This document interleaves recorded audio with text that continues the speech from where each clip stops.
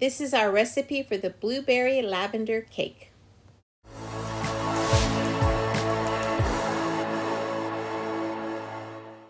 Here are the ingredients I used to make this cake. Two things missing are the cream cheese and the powdered sugar.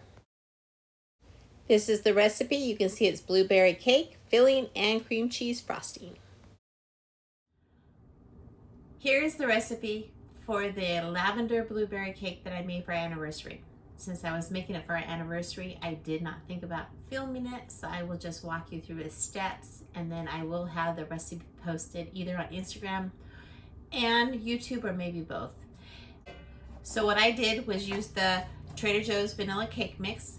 I followed the directions on the side, except for I used the blueberry lavender almond milk that Trader Joe's has. It turned it a very slight lavender color, and the lavender flavor did not overwhelm it.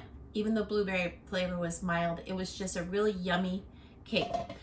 I split the recipe into two, put each one into one of these cake pans. I had greased the cake pan. It cooked for a lot shorter time than the recipe says, so you really have to watch your oven to make sure you didn't burn it or get it so cooked that it's dry. Then for the filling, I took one package of the organic wild blueberries. I like the wild blueberries because they're blue all the way through. The non-wild are white inside and blue on the outside. I thawed them all the way out. I drained the liquid off, saved the liquid for the frosting. Took this, a little bit of water, a tablespoon of sugar just to sweeten it up a little bit, and then I dissolved a tablespoon of cornstarch into 2 tablespoons of water. Made sure there was no lumps. Put that slurry into the pan with the blueberries and the water. Cook that up a little bit to make sure that it was warm and thick, and then I let it cool down. So I had a nice thick, but also made sure that the blueberries had started kind of popping, and they weren't all solid blueberries, but there were still some solid ones left behind. Then for the frosting, it was 1 stick butter, 1 brick cream cheese, teaspoon of vanilla. I didn't use salt because I had salted butter.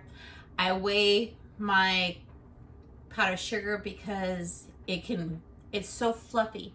It could be different cup measurements. So I did 500 grams of powdered sugar.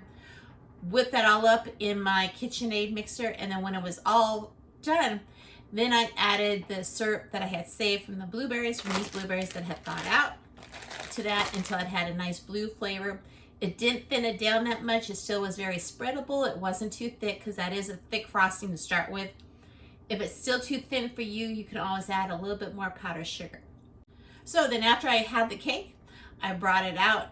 I let it cool down all the way on wire racks. I did a nice piping on the outside edge, so it'd be on this edge of the cake when it was out, so that it would hold in the blueberry filling. Then I put in the blueberry filling, then I put the frosting on top. I saved a little bit of the blueberry filling, frosted the whole cake, and then put the blueberry filling on top, just that little dab to make it pretty. That was our anniversary cake. I'm sorry I didn't think to have you follow along while I made it. I had my mind on other things, but it's an easy recipe, and this was something I saw on the internet, was to substitute this.